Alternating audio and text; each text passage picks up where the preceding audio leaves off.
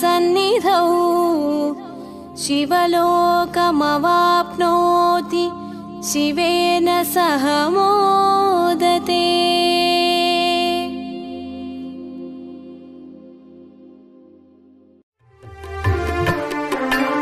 प्रभुं प्राणनाथं विभुं विश्वनाथं जगन्नाथनाथं सदानन्दभाजा भवद्भव्यभूतेश्वरं भूतनाथं शिवं शङ्करं शम्भुमीशानमीडे।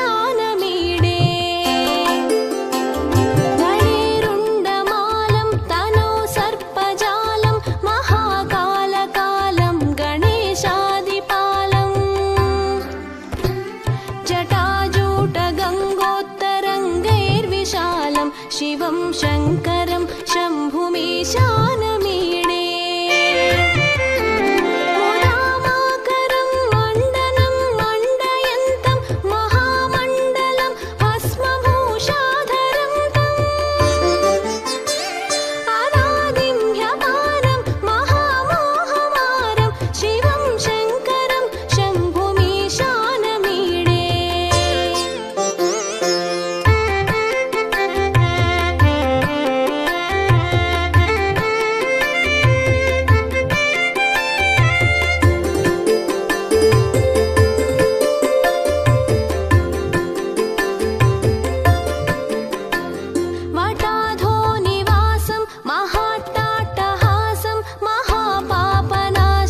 सदा सुप्रकाशं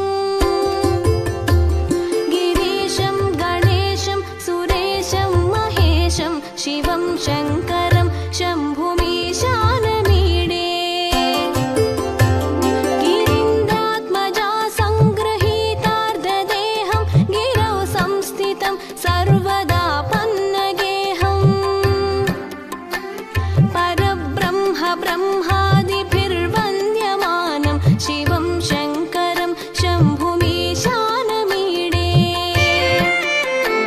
कपालं त्रिशूलं कराभ्यां दधानं पदाम्भोजनं नायकामं ददानं बलिवर्धयानं सुराणां प्रदानं शिवं शङ्करं शम्भुमीशानमीडे।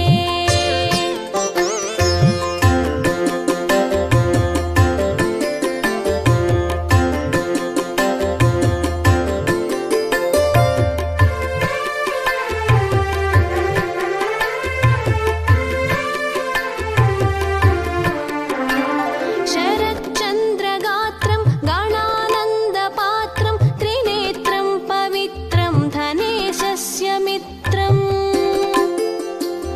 अपर्णाकळत्रं सदा सच्चरित्रं शिवं शङ्करं शम्भुमीशानमीडे।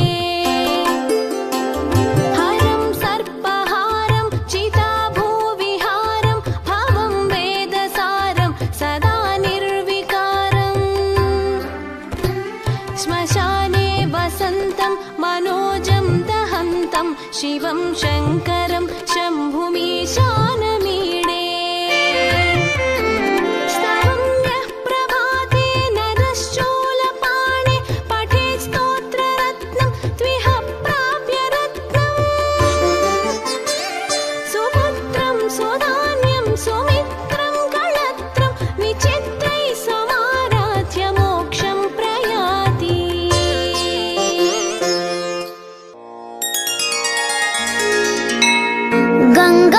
गङ्गातरङ्गरमणीय जटाकलापं गौरी निरन्तर विभूषितवामभागम् नारायण प्रियमनङ्गमदापहारं वाराणसीपुरपतिं भज विश्वनाथम्। वाचामगोचरमनेकगुणस्वरूपं वागीश विष्णुसुरसेवितपादपीठं वामेण विग्रहवरेण कलत्रवन्तं वाराणसीपुरपतिं भज विश्वनाथम्। भुजगभूषणभूषिताङ्गम् व्याघ्राञ्चिनाम्बरधरं जटिलं त्रिनेत्रम् पाशाङ्कुशाभयवरप्रदशूलपाणिम् वाराणसीपुरपतिं भज विश्वनाथम् सीतां सुशोभितकिरीटविराजमानम् बालेक्षणातलविशोषितपञ्चबाणम् नागाधिपारचितबासुरकर्णपूरम् वाराणसीपुरपतिं भज विश्वनाथम् पञ्चाननं दुरितमत्तमतङ्गजाना नागान्तकं धनुजपुङ्गवपन्नगानां दावानलं मरणशोकजराटवीणां वाराणसीपुरपतिं भज विश्वनाथम् तेजोमयं सगुणनिर्गुणमद्वितीयम्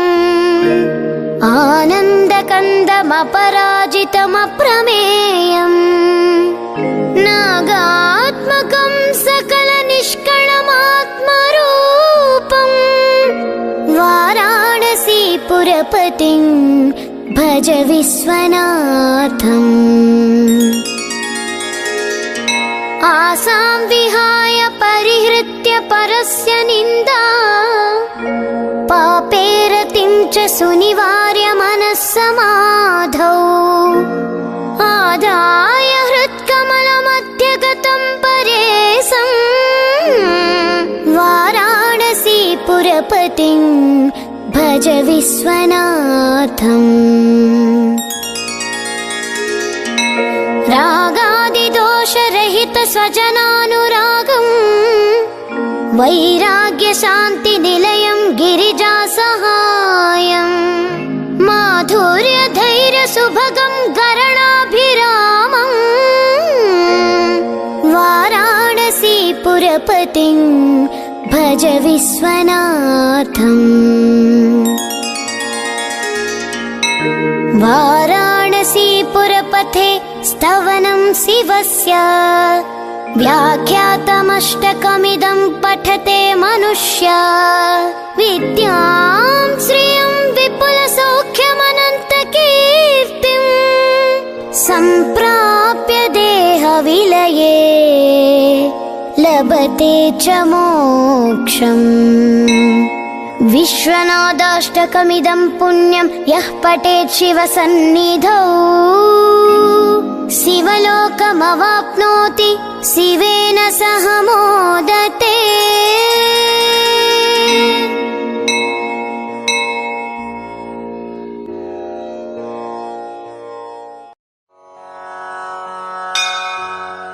त्रिदलं त्रिगुणाकारं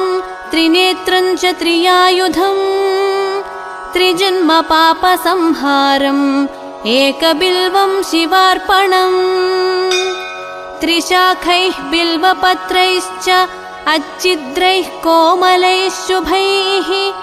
तव पूजां करिष्यामि एकबिल्वं शिवार्पणम् कोटिकन्या महादानं तिलपर्वतकोटयः काञ्चनं क्षीलदानेन एकबिल्वं शिवार्पणम् काशीक्षेत्रनिवासं च कालभैरवदर्शनम् प्रयागे माधवं दृष्ट्वा एकबिल्वं शिवार्पणम् इन्दुवारे व्रतं स्थित्वा निराहारो महेश्वराः नक्तं हौष्यामि देवेश एकबिल्वं शिवार्पणम् रामलिङ्गप्रतिष्ठा च वैवाहिककृतं तथा तटाकानि च सन्धानम् एकबिल्वं शिवार्पणम् अखण्डबिल्वपत्रं च आयुतं शिवपूजनम् कृतं नाम सहस्रेण एकबिल्वं शिवार्पणम् उमया सह देवेश नन्दिवाहनमेव च भस्मलेपन सर्वाङ्गम् एकबिल्वं शिवार्पणम् सालग्रामेषु विप्राणां तटाकं दशकूपयोः यज्ञकोटिसहस्रश्च एकबिल्वं शिवार्पणम् दन्तिकोटिसहस्रेषु अश्वमेधशतक्रतौ कोटिकन्या महादानम् एकबिल्वं शिवार्पणम्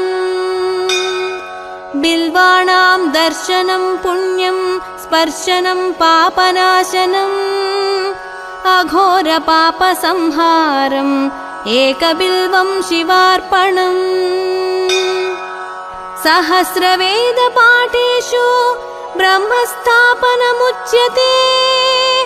अनेकव्रतकोटीनाम् एकबिल्वं शिवार्पणम्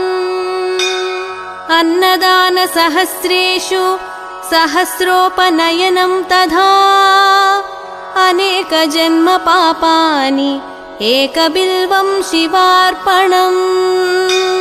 बिल्वाष्टकमिदं पुण्यं यः पठेत् शिवसन्निधौ शिवलोकमवाप्नोति एकबिल्वं शिवार्पणम्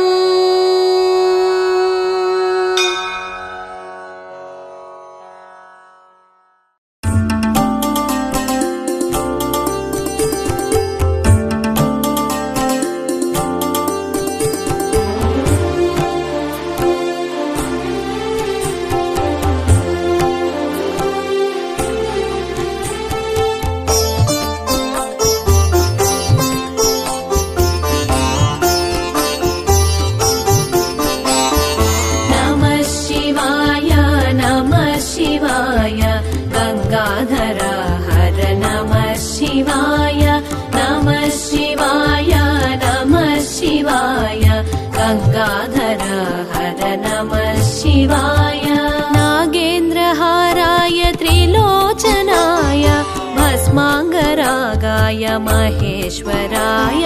नागेन्द्रहाराय त्रिलोचनाय भस्माङ्गरागाय महेश्वराय नित्याय शुद्धाय दिगम्बराय तस्मै नकाराय नमः शिवाय नित्याय शुद्धाय दिगम्बराय तस्मै नकाराय नमः शिवाय नमः शिवाय नमः शिवाय गंगाधर हर नमः शिवाय नमः शिवाय नमः शिवाय गंगाधर हर नमः शिवाय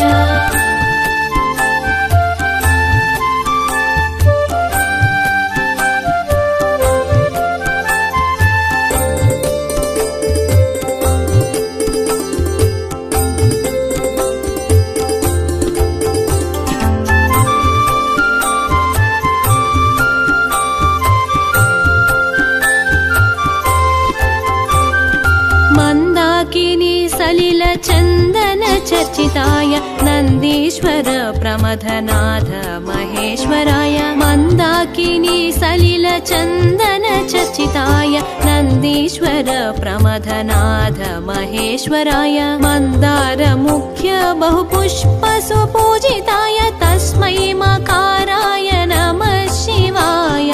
मन्दार मुख्य बहुपुष्प सुपूजिताय तस्मै मकाराय नमः शिवाय नमः शिवाय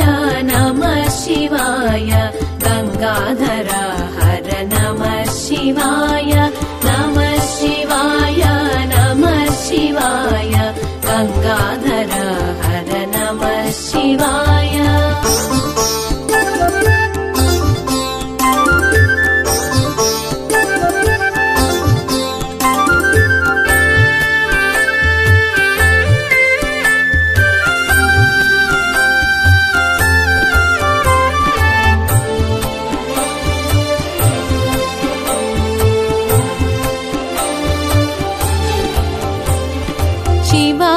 गौरी वदनाब्जवृन्द सूर्याय दक्षध्वरनाशकाय शिवाय गौरी वदनाब्जवृन्द सूर्याय दक्षध्वरनाशकाय श्रीनीलकण्ठाय वृषभध्वजाय तस्मै शिकाराय नमः शिवाय श्रीनीलकण्ठाय वृषभध्वजाय तस्मै शिकाराय नमः शिवाय नमः शिवाय नमः शिवाय गंगाधर हर नमः शिवाय नमः शिवाय नमः शिवाय गंगाधर हर नमः शिवाय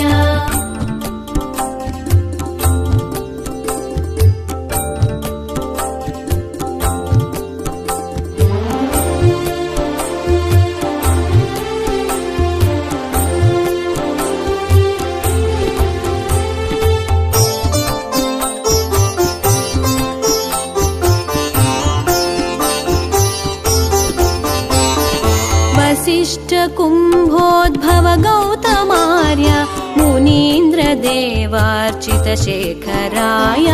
वसिष्ठ कुम्भोद्भव गौतमार्य मुनीन्द्रदेवार्चितशेखराय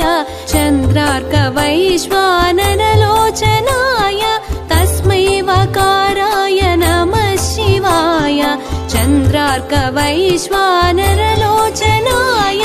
तस्मै वकाराय नमः शिवाय नमः शिवाय नमः शिवाय गंगाधर हर नमः शिवाय नमः शिवाय नमः शिवाय गंगाधर हर नमः शिवाय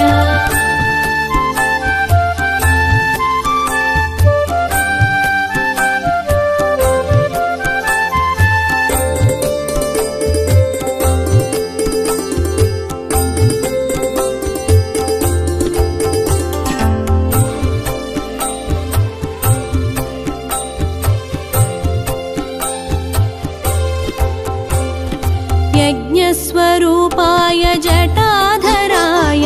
पिनाकहस्ताय सनातनाय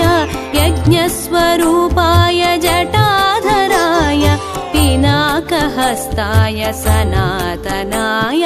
दिव्याय देवाय दिगंबराय तस्मै यकाराय नमः शिवाय दिव्याय देवाय दिगंबराय तस्मै यकाराय नमः शिवाय नमः शिवाय नमः शिवाय गंगाधर हर नमः शिवाय नमः शिवाय नमः शिवाय गंगाधर हर नमः शिवाय पञ्चाक्षरमिदं पुण्यं यः पठेत् शिवसन्निधौ शिवलोकमवाप्नोति शिवेन सह मोदते।